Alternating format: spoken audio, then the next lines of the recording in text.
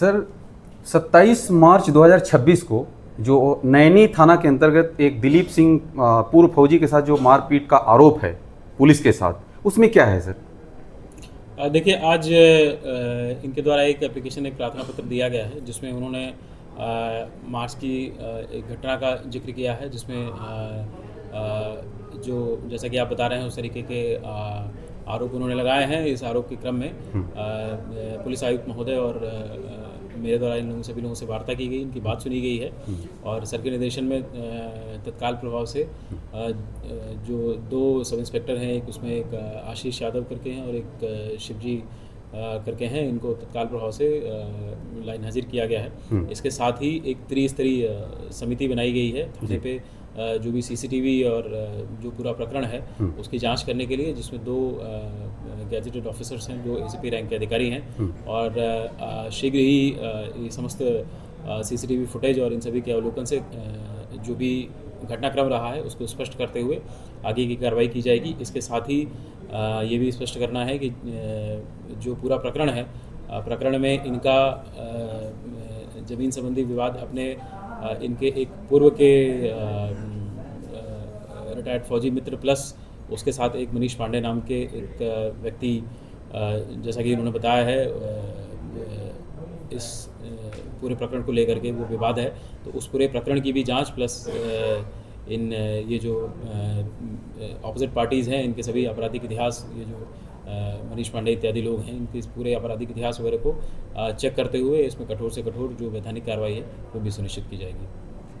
Sir, इस संबंध में एक पुराना एक वीडियो वायरल हो रहा है जिसमें ये कहा जा रहा है कि उनके साथ मारपीट की गई थी, ब्लीडिंग वगैरह दिखाई दे रही है उसमें। सर, ये क्या है? देखिए, वो वीडियो अक्टूबर महीने का है और अक्टूबर महीने में ये इन 2 पक्षों जो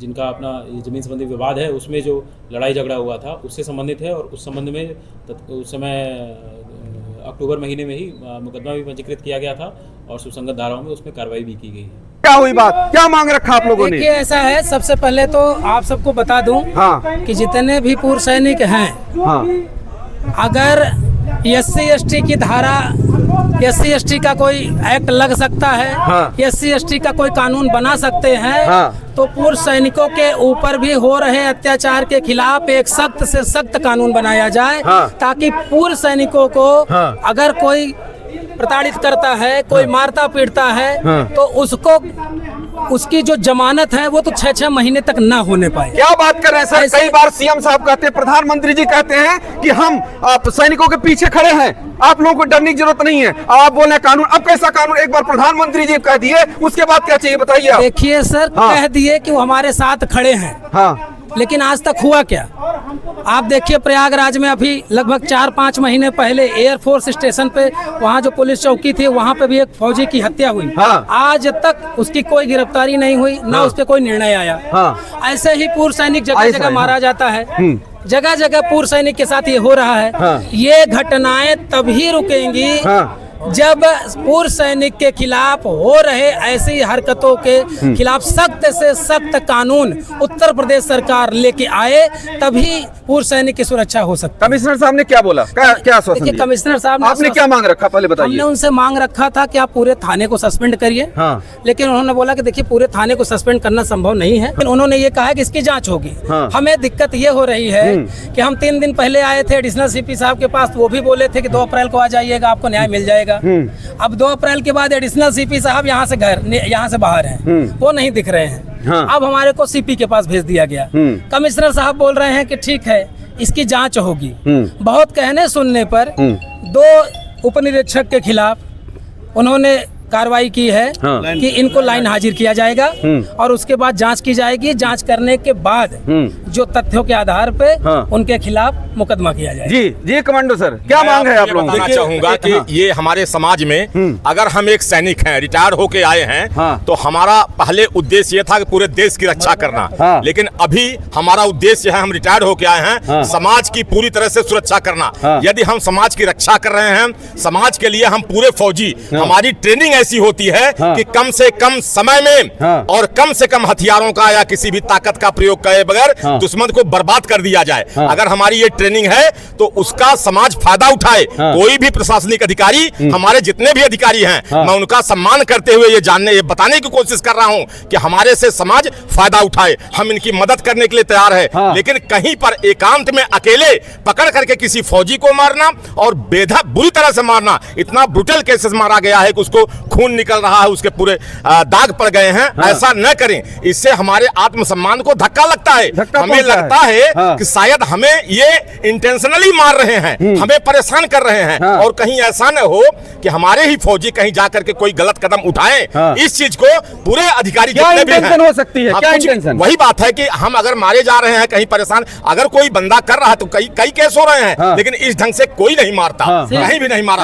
हम पूरे फौजी केवल इसलिए आए हैं कि उसे मारा गया है, इतना बुरी तरह मारा गया। क्या केस है, कैसे केस है, उसको आप पता कीजिए, जांच कीजिए, लेकिन उस अधिकारी को जिसने ऐसे मारा है, परेशान किया है, अंदर ले जा करके, क्योंकि वहां पर न सीसीटीवी कैमरा था, न कोई फोटोग्राफी हुई है। अगर वहां मारा है तो ये गलत है। बस वही बताने हम कमांडर सर क्या मांग कर रहे हैं आप लोग? क्या हम मांग ये कर रहे हैं कि जो इन्होंने आशीष यादव, सिजु गुप्ता और जो भी इनके जो भी है, गुप्ता है, जो भी है, इन्होंने जो इसको इस तरीके से मारा कि जबड़े में लात, यहाँ पर मैं तो देखने वाला, हर एक चीज का सीसीटीवी कैमरा रिकॉर्डिंग, हमारा कैमरा जहाँ तक पहुँचा वहां तक हमने रिकॉर्ड किया, और जहाँ नहीं पहुंचा वहां पर, जहाँ मैं जा ही नहीं सकता, मैं वहां पर गया, 2 बार धक्का मार दिए, बाहर आ गया।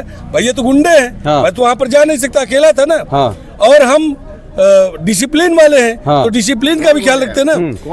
गुंडे कौन है? गुंडे पुलिस, उत्तर प्रदेश की पुलिस अभी ये गुंडे का गुंडे से भी गुंडे हैं। ये सरकारी का सुने, ये शासन का वर्दी पहन के गुंडे करते हैं। इन्होंने वर्दी पहन के इन्होंने जो मारा तो मारा ही। सबसे बड़ी बात ये है कि जो दिलीप सिंह के जबड़े में लात रख करके जो मारे, वो बेहद दुखद है और अक्षम्य है, माफ करने योग्य नहीं है। मैं बोलता है कि उनको तत्काल टर्मिनेट करना चाहिए। तो हम लोग सस्पेंड की बात कर रहे हैं, उनको ऐसा है सर। अभी एक चीज और है, कल भी 30-40 गुंडे आए थे, डीके सिंह की पत्नी को धमकी दे के गए हैं कि तुम लोग जैसे ही बाहर निकलोगे तुम्हारे साथ खेला होगा। तो मैं आप लोगों के माध्यम से प्रशासन से मदद की गुहार लगा रहा हूँ कि जी बिल्कुल बोला है कि अगर मेरे फौजी डीके सिंह के साथ कोई भी घटना होती है तो इसकी पूरी की पूरी जवाबदेही पुलिस प्रशासन की होगी, यहाँ के कमिश्नर की होगी, यहाँ के डिप्टी कमिश्नर की होगी, और यहाँ के जो एसीपी डीसीपी है उनकी होगी। ठीक है, ये सब होने सर पुलिस साथ इसलिए नहीं दे रही है क्योंकि पुलिस मिली हुई है। अगर पुलिस मिली नहीं होती तो ये साथ देती। अगर ये 3-3 दिन का समय बढ़ा रही है, कौन थे भाई? पुलिस के भेजे गुंडे थे। पुलिस वाले को पूछा गया कि भैया ये लोग यहाँ आए हैं, ऐसा कर रहे हैं, तो उन्होंने बोला कि तुम जीओसी के पास अपने गए थे, तुम जीओसी से ही मदद ले लो। ठीक है ना, इस तरीके के एसीपी के वक्तव्य हैं। डीके सिंह ने खुद ये बात बताई है। ये अभी जो साहब थे वो या नहीं, वो नहीं, इनके जो एसीपी हैं, एसीपी हाँ बिल्कुल भाग गए, बिल्कुल नहीं, वो एडिशनल डीसीपी हैं। अजय पाल शर्मा जी यहाँ नहीं आए। एसीपी करछना की जवान है, कल की बता रहा हूँ मैं। स्वयं मैं बात किया था, थाना इंचार्ज जो कि वहाँ नैनी के हैं, उन्होंने हमसे बोला कि यार हमको उसको बुलाए तो थे। तो हमने कहा ये बताइए पहले आप कि आपने किसको फोन करके बुलाया था? उनके पत्नी को फोन किया या उनको फोन किया? प्रयागराज के additional commissioner IPS doctor Ajay Pal Sharma साहब, आपकी बहुत बड़ी डिग्निटी है। हमने कई जगह देखा है आपको कि एक से बढ़कर एक जो क्रिमिनल केसेस है आपने उसको सुलझाया है। और जो यमुना पार्क के डीसीपी साहब हैं विवेक चंद यादव साहब, आपको भी मैंने बहुत नजदीक से देखा है और ऐसे केसों को सुलझाया है जिसकी लोग उम्मीद नहीं करते थे। हम उम्मीद करते हैं आपसे कि इस केस को भी, अगर दोषी है पुलिस वाले, न सिर्फ सस्पेंशन, ऐसे पुलिस वालों को बर्खास्त किया जाना चाहिए ताकि पुलिस की वर्दी को दागदार न किया जाए। आप सब चाहते हैं कि अगर पुलिस की वर्दी की जो उसकी गरिमा है बनाए रखना, तो ये कार्रवाई करना चाहिए आप सबको। आप सभी का बहुत बहुत धन्यवाद। कमेंट करके आप अपनी राय जरूर दीजिएगा। जय हिंद।